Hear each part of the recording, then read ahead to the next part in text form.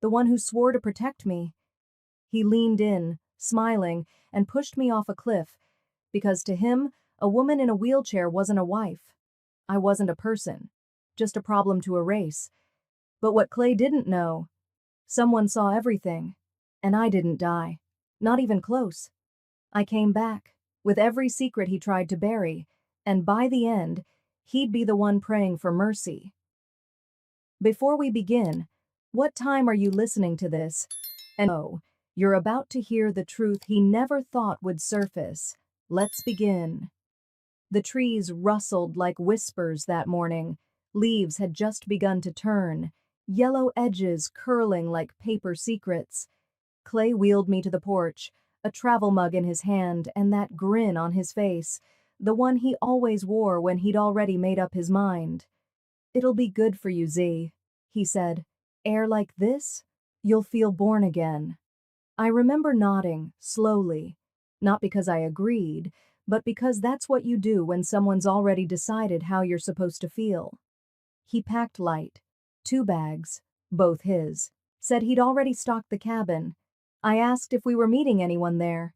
He paused, just for a second too long, then smiled. "Nope, just you, me, and the trees." I should have asked more questions, should have insisted on bringing my own bag, but I wanted to believe him, that maybe, finally, he wanted time alone with me. Not for show, not for penance, but for us. The drive took hours. Up winding gravel roads, the signal dropped somewhere past the 3rd ridge.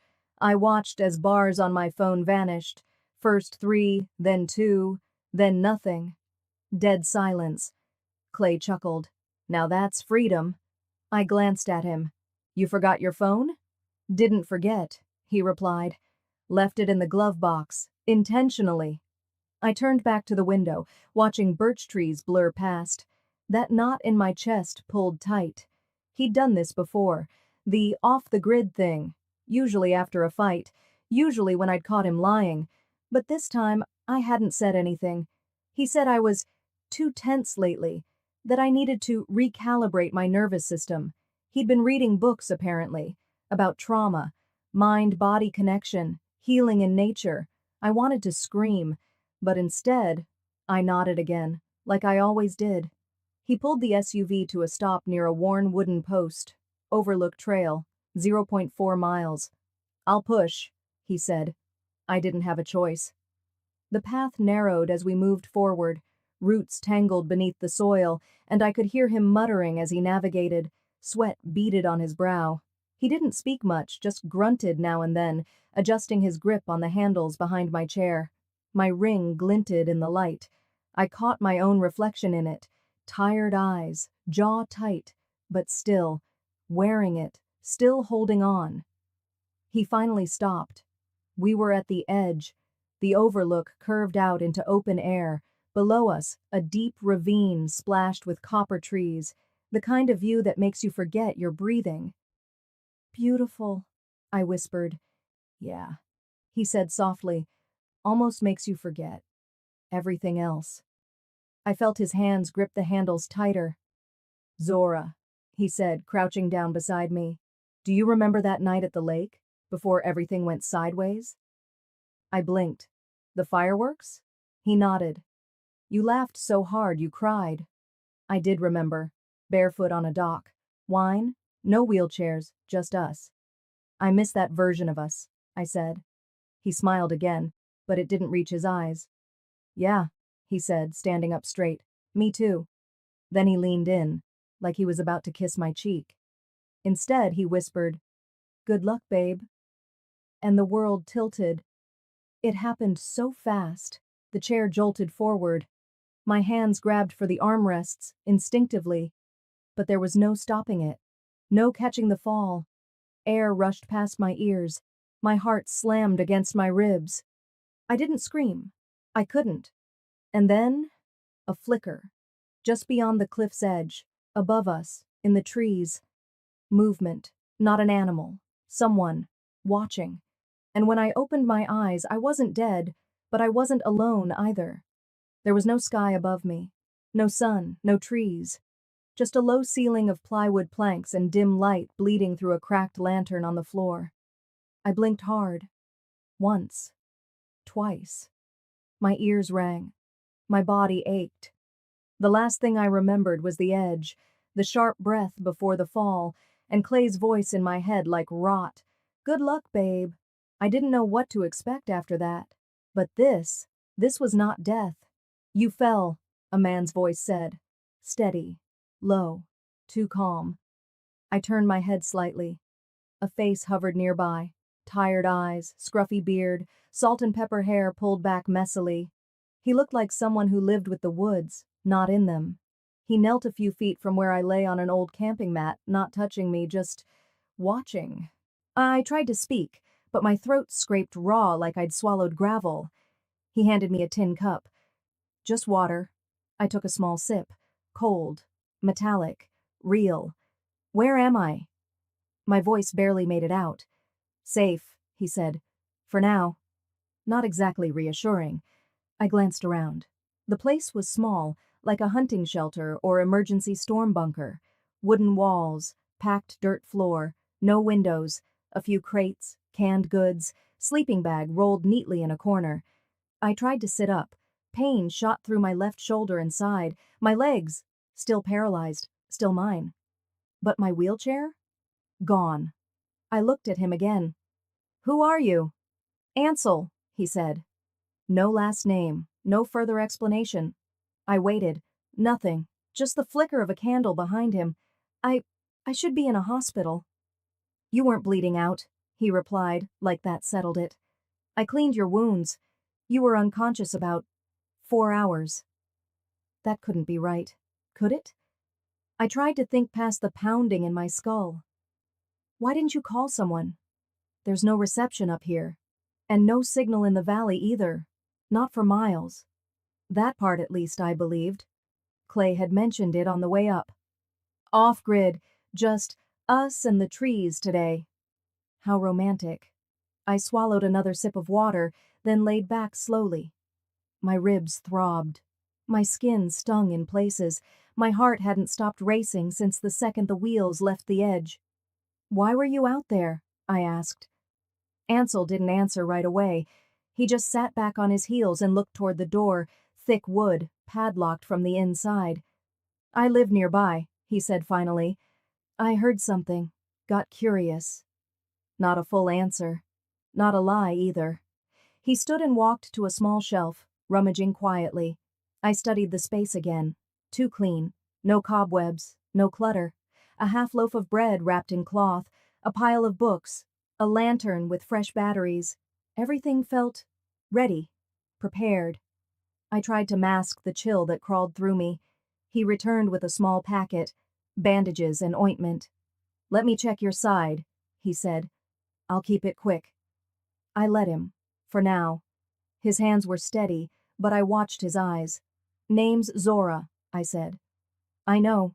My stomach dropped. "What?" "I saw the necklace. Monogrammed." I touched my collarbone. The chain was still there, cool against my skin. CZH. Clay had it made the first year we were married. "In case you ever get lost?" he'd joked. Ansel didn't smile, just applied the ointment and rewrapped my side with medical tape, firm but gentle. Then he moved away again. "You're lucky," he said, not looking at me. "You hit the slope before the rocks." I didn't feel lucky. We sat in silence after that. I let my eyes drift shut, just for a moment. But the dark behind my lids was worse. So I stayed awake and thought about Clay, about the last 3 weeks. He'd been attentive, oddly so, bringing me breakfast, asking how I was sleeping, telling me, "You've been through so much, babe. Let's just simplify everything. Sell the extras. Make life easier." At the time, I thought he meant decluttering the garage. But then there was that call he made on speaker. "Yeah, I liquidated the stock, just like we said." When I asked what it was about, he laughed. "Boring finance stuff. You wouldn't care." I cared now. He'd been laying the groundwork. The trip, the hike, the way he left his phone in the car, the way he kissed my forehead just before he... I flinched. Ansel had gone quiet again. He was sitting on a crate now, flipping through a book. A real paperback. No screens, no distractions, no way to call for help. My body still ached, but my brain started working again. I scanned the room. No phone, no pictures. But nothing about this space felt temporary. There was one cabinet near the back, wooden, small, locked.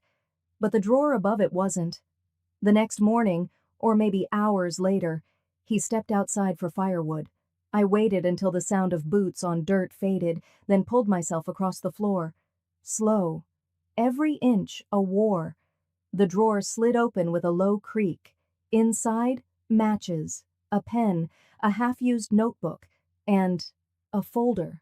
One photograph, slipped between receipts and a local hiking map. I froze. It was me, my wedding. 3 years ago, taken from a distance, like with a zoom lens. My ivory dress, my arm looped in Clay's. The angle was all wrong, like someone had been hiding behind the trees. And standing off to the left, barely visible in the blurred background, a shadow of a man. The same eyes, the same beard. Ansel. My mouth went dry. That was the moment I stopped feeling rescued and started feeling hunted. The air inside the bunker shifted the moment I slid the photo back into the drawer. I didn't slam it. I didn't make a sound. But something inside me, some instinct older than trust, stood upright. When Ansel returned, carrying a bottle of water and a folded wool blanket, I didn't waste time pretending. "Where did you get that photo?" He froze mid-step, but not in guilt, more like someone who'd been waiting for that exact question. His eyes didn't blink. "I was there." I narrowed mine. "At my wedding?" He placed the blanket down slowly and nodded. "Not as a guest. I watched because I needed to see him again." I stared. The words scratched against my skin like sandpaper. Not because I didn't believe him, but because a part of me already knew. "I want the truth, Ansel. All of it. No riddles, no half-stories. Who are you? Why were you there?" He sat, not across from me, but beside the small heating unit in the corner, as if warming himself was more urgent than defending himself. "His name's Clay, right?" he began quietly. I didn't answer. "He took something from me once," he continued, "and the day I saw his name in the paper, your engagement, the same last name. I followed him, I waited, I saw the signs, and then I found you." A silence filled the space that even the buzzing heater couldn't mask. I wanted to scream. I wanted to curl into a ball and disappear. But instead, I just stared at the man who claimed to know my husband better than I ever did. "Who are you to him?" I asked, my voice thin. Ansel tilted his head. "No one he'd remember. But my sister might have." Something tightened in my stomach. "Her name was Meredith," he said. "She dated Clay about 10 years ago. She fell from a second-story balcony, broken spine. They said it was an accident, but Clay disappeared a month later. Clean cut." I closed my eyes. I could hear Clay's voice again in my head. Sarcastic, dismissive, always just sweet enough to confuse you. "You really think I need your name on anything? You've already got me, baby. That's all you need." He said that when I mentioned drafting a will. We were barely 3 months into marriage. I'd laughed it off at the time. I thought it was romantic. Twisted, maybe, but romantic. Now it sounded like a threat I'd been too naive to hear. "You've been watching him this whole time?" I whispered. "Long enough to know he repeats himself," Ansel muttered. "New cities, new women, same patterns. You weren't the first, Zora." I looked down at my wrist, still bruised beneath the gauze. "And you... what? Stalked my wedding? Waited until he tried something again?" Ansel didn't respond. Instead, he reached into the inside of his jacket and pulled out a small leather notebook. "I log everything. Every city, every woman I suspected. You're the first who didn't vanish without a trace. He got sloppy." My throat tightened. "Because of the insurance?" Ansel nodded. "It's always money. He plays the long game. Love bombs, isolates, waits, but he doesn't leave fingerprints. That fall of yours..." He paused. It didn't look like an accident. A cold silence passed between us. He wasn't wrong. That morning, before the stairwell, Clay had asked if I'd remembered to send the updated beneficiary form. Just in case, he'd joked, holding my coffee mug out with an odd little smile. I never drank it. I'd poured it down the sink, distracted by a phone call. But I'd wondered about that smile for days. Now I didn't have to. Does anyone know I'm alive? I asked suddenly. Ansel shook his head. Not unless they followed your wheelchair into that ditch. I exhaled, slowly. My ribs ached, my pride worse. Then let's keep it that way. Ansel looked up. I want Clay to think he won. Let him plan his next move, start spending what he thinks he inherited.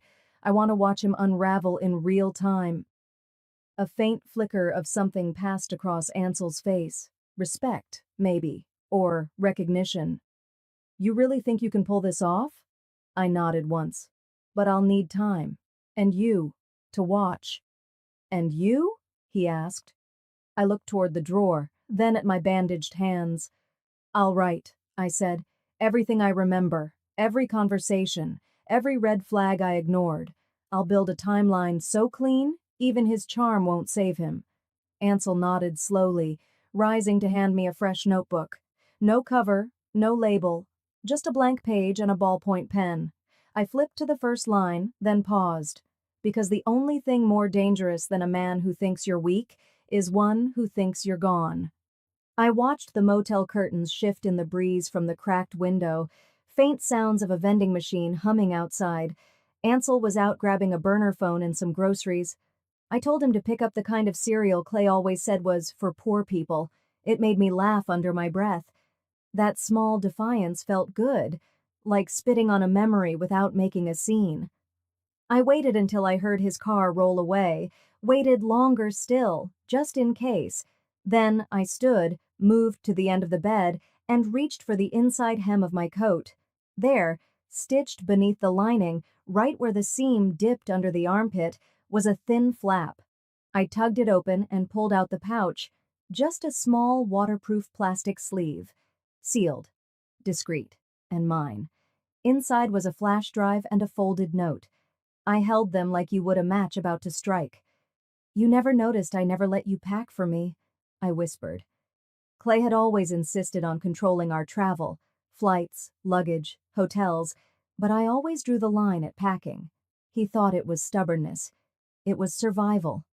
I laid the items on the table and sat quietly, fingers tracing the edges of the drive. Part of me wanted to burn it all. Another part, the bigger one, was ready to use it. 15 minutes later, Ansel came through the door carrying a small bag and a look of mild suspicion. You look like someone just saw a ghost.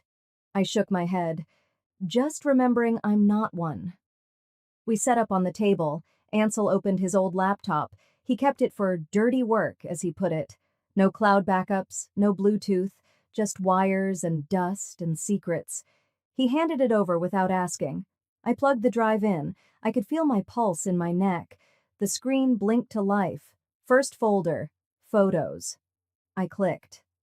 There he was, Clay, at a country club gala in Carmel, at a tech conference in Vegas, at a ski resort with men I didn't recognize. No dates lined up with our shared calendar, no mention of these in any of the business trips I cooked for, and in every single photo I wasn't there. Not even a whisper of me. Then came the folder labeled Docs. Inside, insurance policies. Multiple.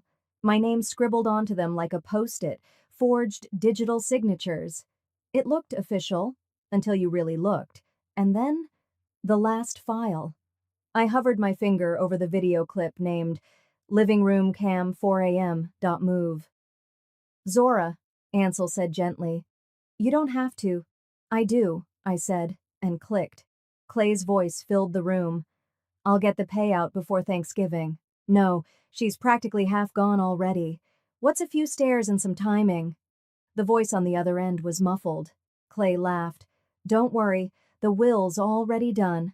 And if she gets mouthy again, well, that's what pain meds are for. I sat still. Then I closed the lid. There were no tears, just clarity. I wasn't crazy, I said softly. I was right on time. Ansel sat across from me, slowly nodding. I've been watching him a long time, Zora. But you were in the belly of the beast. I was taking notes. I pulled out the second envelope, from my wallet this time. Inside, a list I'd started months ago. Names, dates, things that hadn't added up. Notes in my own shorthand, the kind Clay never bothered to learn. We spent the next hour building the real list.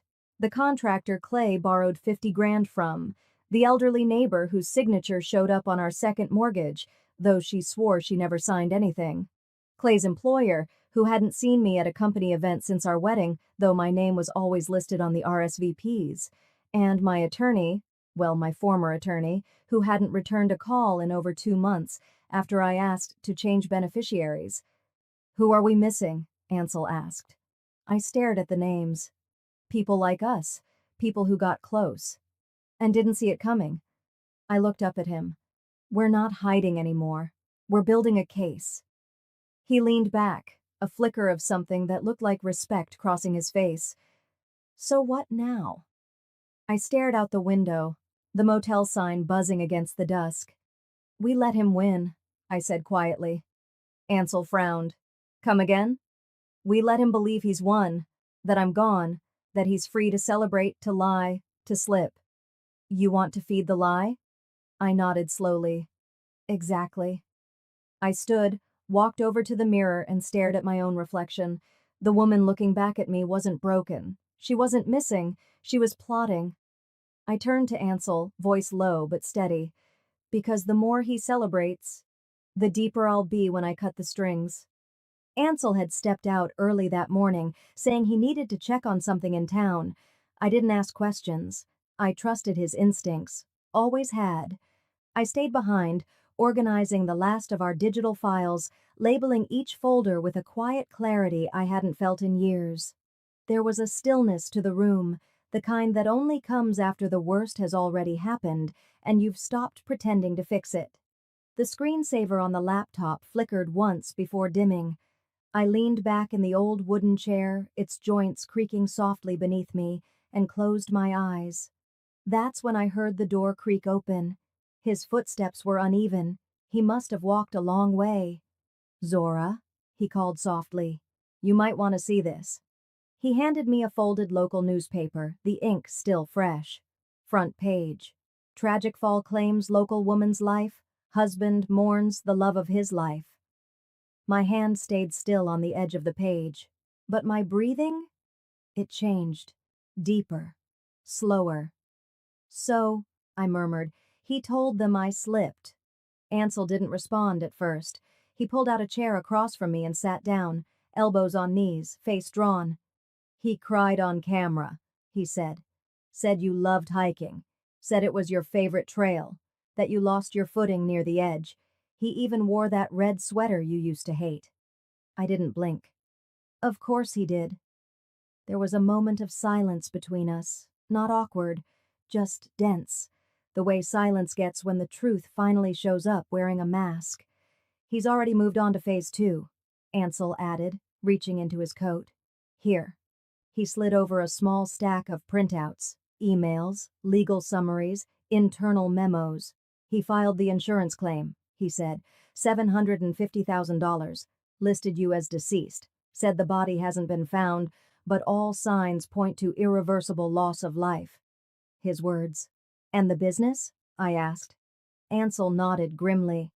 He submitted documents to your old company, claimed power of succession, even used your digital signature. Sloppy work, but confident. He's trying to erase me, I said, almost more to myself than to him. He's trying to cash in, Ansel replied, and fast. I took the pages into my lap. The ink smudged slightly under my fingers. My name was there. So was my old company's logo. A company I'd helped build before I walked away to play house with a man who saw my ambition as a threat. And just like that, a name surfaced. May. May had been more than a business partner.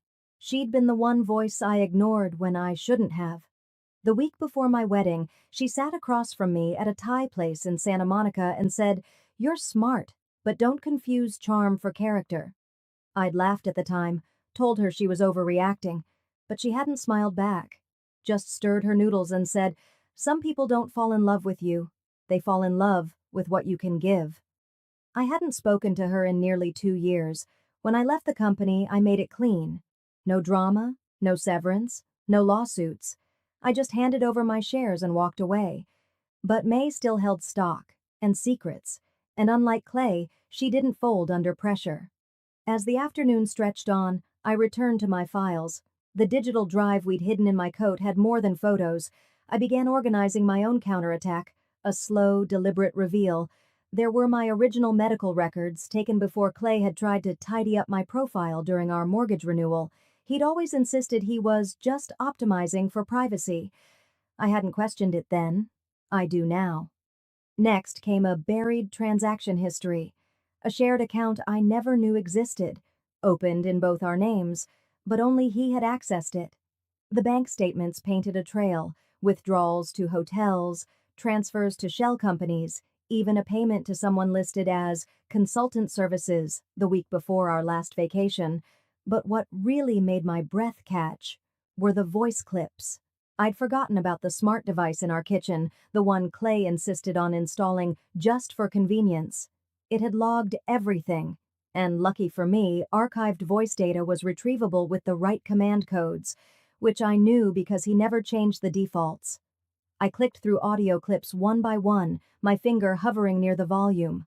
There he was, laughing with someone over the phone. "She's getting sentimental again. Thinks we're going to buy a place upstate." A pause. "No, she has no clue. I'll get the payout before Thanksgiving." In another clip, he muttered late at night, "If she falls, it'll be fast. No one will suspect a thing. She's clumsy." And then, my name, spat like an afterthought. "She never listens anyway. She was just convenient." I saved everything, backed up to 2 drives, uploaded to an encrypted cloud, and printed hard copies. Ansel walked back into the room as the sun dipped behind the hills, casting golden light across the rug. "I called May," I said. He raised an eyebrow. "She didn't hang up." The corner of his mouth twitched. "That's something." "It's more than something," I replied. "It's leverage." We sat there in the half-light, side by side, the sound of cicadas starting outside. He looked over at me. "What now?" I turned toward him, voice steady. "Now all I need is one witness, someone he thought would never speak again." Ansel stood near the doorway, arms crossed, eyes steady on mine. "She's still in state," he said quietly, "working at a dry cleaner out in Ashburn. Goes by Marta now." I didn't blink. My heart didn't skip. But something inside me realigned, sharpened. "Can you take me?" I asked, already knowing the answer. We left within the hour. The sky was thick with overcast, a storm threatening to build but never quite delivering. As we crossed into Ashburn, the houses became closer together, older, windows sealed with plastic to keep the cold from leaking in. The laundromat was nothing special, a plain building with rust-streaked awnings and flickering signage. But when Maria stepped out the back, her apron spotted with starch and lint, I saw her face go pale, and then red. She dropped the laundry basket and ran to me, her arms shaking as they wrapped around my shoulders. Her voice cracked into Spanish before she even caught her breath. "Dios mío, you're alive." I nodded once. "They said I fell." She pulled back, and I saw something raw flicker in her eyes. "He told everyone you slipped," she whispered. "But I knew better." We didn't talk there. I asked Ansel to drive us to a quiet diner 2 towns over, one with booths high enough to keep eyes out, and coffee burnt enough that no one lingered. Maria sat across from me, both hands wrapped around a chipped mug. "I kept notes," she said. "I didn't know what else to do." Her hands trembled slightly as she opened the folded pages she had kept buried in an old plastic lunchbox. They were dated, some smudged. But every entry was meticulous.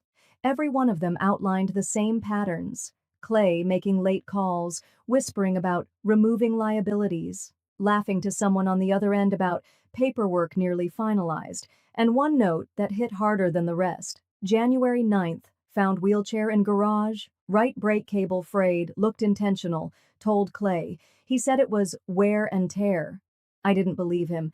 I didn't realize how quiet I'd gone until Maria reached out, fingers gently brushing my wrist. He scared me, she said, but you were always kind. You treated me like I mattered.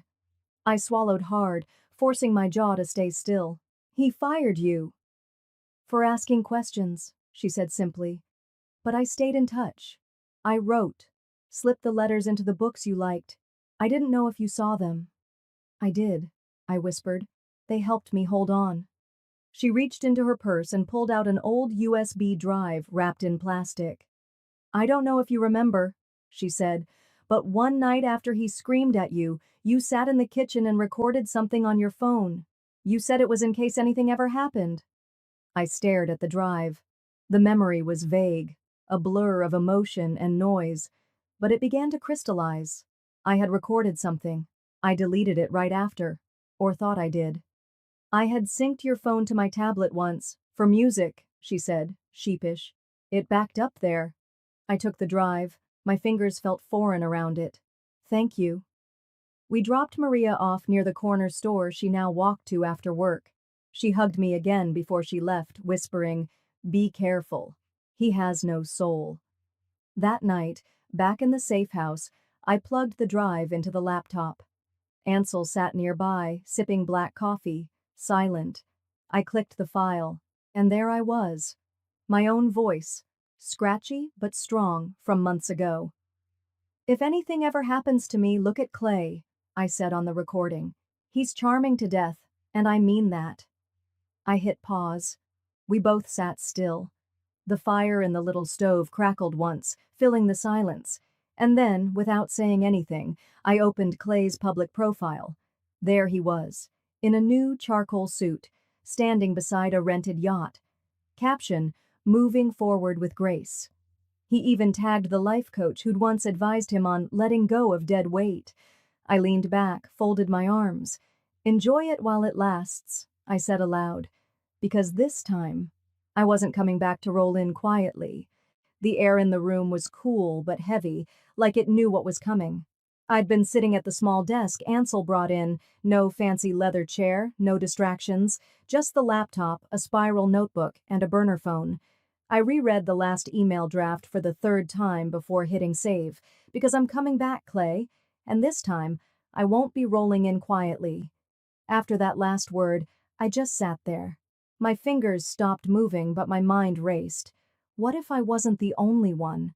That thought had been scratching at the back of my skull for days now, like an itch you can't quite reach.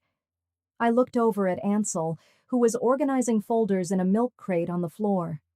He was quiet, focused, trustworthy. I took a breath. "Ansel," I said, "keep the you sent me last week?" He nodded without looking up. "The one from the advocacy forum?" "Yeah. The one where someone mentioned a man who charms, isolates, controls, then vanishes after the fall. Can you find it again?" Within 10 minutes, he had it up on the screen. My eyes zeroed in on the name, Marybeth J71. The post was dated 4 years ago. The woman never named him outright, but every word hit too close. Same job title, same city, same initials, CT. She described a fiancé who made her feel chosen, introduced her to his wealthy connections, then slowly started cutting her off from everyone. Then came a hiking trip, a slip, and a fall that left her with 2 fractured ribs and a shattered shoulder. No criminal charges, no visitors. He disappeared 2 weeks later. I swallowed hard. "Zora?" Ansel said softly. "You okay?" I shook my head. "He's done this before, Ansel. It wasn't about money. It's a pattern." That was the moment I stopped being just a victim. I became a witness, too. And I wasn't going to be the last. Ansel dug into archived user data. We found a trail. Turns out, Marybeth J71 had gone dark right after the post, but email list in a small Oregon town. It took Ansel 23 minutes to trace it. When he turned the laptop around, I saw it. There she was. Older now, eyes guarded, still breathing. I typed a message. Simple, respectful. Hi, Mary Beth. I think we may have something painful in common. I'm not asking for anything, just truth. We didn't expect a response right away, so we made coffee. We sat in silence, watching the steam curl out of our mugs. Then the ping came. I'll speak. Off record. But I'm not doing this alone. The next day, we met her in a church parking lot just outside of Eugene. She stayed in her car at first, arms crossed. I understood. Her face lit up with disbelief when she saw me stand, with no wheelchair. She cracked her window an inch. "Zora?" she said quietly. I nodded. "It's me." She opened the door and sat on the edge of her seat like she wasn't sure this was real. I could see her hand tremble slightly on her knee. "He said you died." I lowered my gaze. "He told a lot of people that." She looked away and exhaled. I knew it wasn't an accident.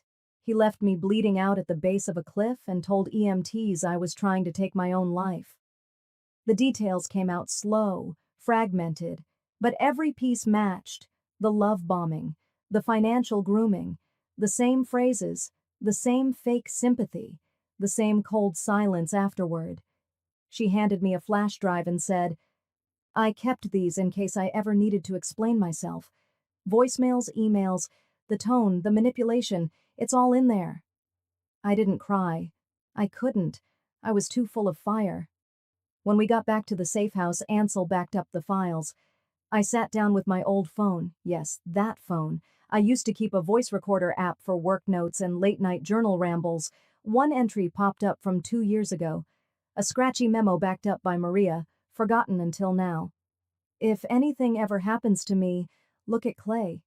He's charming to death, and I mean that." I closed my eyes. My own voice from the past was louder than ever.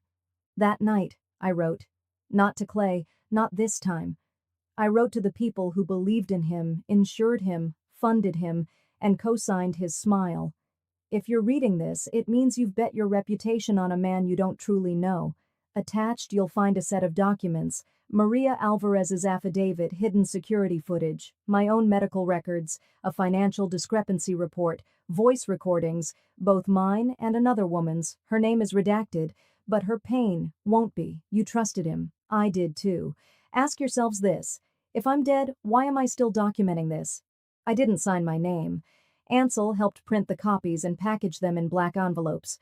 We hand-delivered 2 to regional offices, one to his primary investor, one to the legal compliance board. Clay's copy would arrive last. Back at the safe house, I called Maria. I asked her to stay nearby, just in case. She agreed, her voice calm but clear. "You're not alone this time." As the sun dipped behind the trees, I stared at the window. My heart wasn't pounding anymore. It was steady, focused. "I want him to see the fire," I whispered, "before it burns everything he touched." The sky turned from lavender to deep slate. I watched Ansel set the final timer on his phone. "And the first spark," I said quietly, almost to myself, "would land in his inbox tomorrow at 9 a.m. sharp." I didn't sleep that night.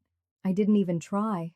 I sat on the edge of the couch with the TV off, the laptop shut, the lights dimmed low, just watching the glow of dawn push its way through the blinds. Every breath felt intentional, every second was counted, and when the clock hit 9 a.m. on the dot, I whispered to myself, "Let's see if he still likes being the center of attention." Across town, Clay was just stirring, but he didn't rise to the peaceful chirp of birds or the warmth of sunlight. No, what greeted him that morning was chaos. According to his assistant, he looked hungover, though he hadn't touched a drink in days. His inbox jammed, voicemails full, texts endless. And then came the subject line that made his hands tremble: "Missing person not so missing." He tapped it open. There I was, alive. Time-stamped security footage of me walking into urgent care. Hospital scans with my name, records of my voice, signed witness affidavits, and worse, it was a group email. Dozens of recipients. Some names I recognized: board members, investors, insurance contacts. Others were strangers, press, lawyers. His assistant reportedly stood frozen in the doorway, holding his coffee, watching his face shift from pale to green. I wasn't there, but I could imagine every second. And God help me, I didn't feel guilty, because in each of those files, I wasn't pleading for mercy. I was simply proving I existed. That same morning, screenshots began making the rounds online. A few influencers must have caught wind, because suddenly old clips of Clay crying on camera, giving televised interviews about loss and justice, were placed side by side with those same time-stamped images of me walking out of the ER. Someone dug up his GoFundMe campaign. Another posted an excerpt from his TED Talk on overcoming grief. And by noon, a new tag was trending. She survived, silently under it, survivors began chiming in. Not just women, men too. One by one, messages rolled in. He tried the same with me. Different name, same pattern. My cousin dated him years ago. He ghosted after she lent him $14K. Clay Templeton thought he moved to Arizona after that scandal. The digital wildfires spread fast. His company's PR team pulled all his past interviews from YouTube. By 3 p.m., the board issued a statement. Effective immediately, Clay Templeton has been removed from all public-facing duties pending internal investigation. The same people who used to protect him now needed distance. I turned my phone over on the table, let the silence fill the space. Around 4 p.m., it buzzed once, an unknown number. I didn't pick up, because it wasn't meant to ring. Instead, a few seconds later, Clay heard a different kind of response. A recording, my voice, calm, composed, final. You always liked being the center of the story, Clay. So here it is, yours ends now. Ansel was the one who helped me set that up. I didn't want to risk contact. I didn't want any more apologies. No last-minute justifications, just an ending, or at least, the beginning of one. By dusk, Maria was safe. Ansel drove her out to meet a legal contact just outside the city, someone who'd handled whistleblower protection cases before. I trusted him, and I trusted her. I waited in the lobby while they reviewed her affidavit and notarized the packet. It took almost 2 hours. I sat quietly, sipping lukewarm coffee from a vending machine, trying not to fidget. When Ansel finally stepped out, he didn't say anything at first, just nodded. She's clear, it's in. I exhaled, slowly, like I hadn't breathed in weeks. We drove back in silence, but not the kind that suffocates. It was clean, still, grounding. As we pulled into my driveway, Ansel parked, left the engine running. He turned to me. The DA's office reached out, quietly. They said, "We'll be in touch." I didn't smile. Not exactly, but I felt something shift in my chest, something warm, quiet, and sharp. Readiness. I opened the door, stepped out, and looked up at the night sky. There were no fireworks, no dramatic music playing, but I didn't need them, because the truth had already landed. And Clay? He wouldn't be standing much longer. The words had barely left my lips. Because the next time we meet, he won't be standing. When I closed the laptop and stared out the window of the quiet little studio Ansel had rented for us, I didn't sleep much that night, not out of fear, but because, for once, I wanted to be fully present when the truth met daylight, and daylight came in the form of a summons. I didn't step into the courtroom in a dramatic entrance. No slow wheel of a chair, no gasp from the benches, just a quiet connection. Me, framed in the upper corner of a screen above the judge's bench, hair pulled back tight, blouse buttoned to the neck. No makeup, no pity, just presence. Clay, though? He entered like a man who hadn't slept in days. Suit rumpled, tie loose, eyes darting to every corner of the courtroom, as if trying to spot a trap before it sprung. As if he didn't already know. It had sprung. He looked up at the monitor and froze. His attorney leaned in to whisper something, but Clay didn't move. Didn't blink. Just stared at the woman he'd tried to erase, now larger than life, broadcast for all to see. I let my gaze rest on him, calmly. Not cold, not cruel, just steady. The judge opened the proceedings, acknowledging my remote presence due to medical and legal accommodations, but then his tone changed. He made it clear. My testimony was not an accessory to the case, it was the foundation. From that moment, the tide turned. Maria's affidavit was read first, word by word, no detail spared, not the medications, not the threats, not the night Clay called her into the office and said, "Help me cover this, and I'll make you rich." Then came the forensic evidence, financial tampering, transfers made in my name, then routed to offshore accounts in his. The smart home system logs were played aloud, a string of edited audio files, time-stamped inconsistencies, even a recorded message of Clay rehearsing lines like, "We did everything we could, she just disappeared." And finally, the emails. Cold, calculating. One in particular made the courtroom stir. "If she's gone long enough, she's no longer a liability. That's just math." Clay's jaw twitched. His lawyer whispered again, but this time Clay stood up. "Your Honor, Sit," the judge said, not unkindly, but firm. Next to him, an investigator from the insurance company raised a folder. "We are filing independent fraud charges against Mr. Colgrave," she said, "effective immediately." Clay's head dropped into his hands. The room, for a moment, fell completely silent, except for the rustle of reporters scribbling notes behind him. Then came cross-examination. His lawyer tried to shift blame, talked about mental strain, complicated grief, confused memory. But nothing stuck. The facts were too solid, the lies too rehearsed. And that's when Clay played his last card. He stood again, unprompted, and turned to the screen. "You can't destroy me, Zora," he said, voice cracking. "What we had, it was real. I loved you. You know I did." I didn't speak, didn't flinch, didn't grant him the power of a reaction. I just watched, and in that silence, everything broke. The judge pounded the gavel once. "Mr. Colgrave, sit down, now." He did, because even he understood. His performance was over. Weeks passed. I didn't attend the bail hearing, but I got the call. Denied, flight risk, and pending multiple felony charges. Ansel and I moved again, not far, just enough. We met May in a corner cafe. She'd brought paperwork, a new nonprofit. Same mission, but this time, in my name. No ghost signatures, no boardroom betrayals, just a beginning I could own. Maria joined us a week later, hair dyed, glasses gone. The DA had granted her protected status. I offered her a job on the spot, operations director. She cried, I didn't, because somewhere deep inside I'd already cried all there was. Later that afternoon, Ansel packed the last of our things into the van. The sky was overcast, and the light was soft, the kind of light that made shadows less harsh. He closed the trunk and looked at me. "So," he said, "where to next?"